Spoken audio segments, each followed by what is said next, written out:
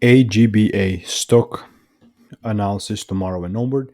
Is AGBA Group Holdings Limited stock a buy or not? Watch this 1 minute video till the end to find out. We're sitting at one.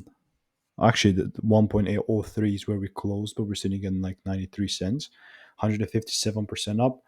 Honestly speaking, myself, this is like a very, very good performance. I'm not even gonna lie.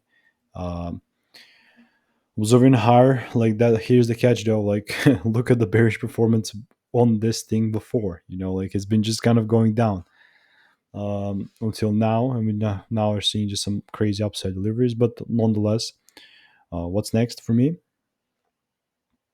Because we got some new breaks here. I've gotten the weekly, even this is like a weekly break up, so that's cool. We don't mark out the previous highs. If I was willing to milk this thing up to the new highs, I was obviously gonna aim for those highs. But like, let's go to the 15 minute, for example. Um, only way that I'm willing to take it higher is if the price comes into some demand areas here and gives me the rules. This is only for now and not forever, of course. For more value and resources, check out the first link in the description. And of course, I need to wait for the rules to happen.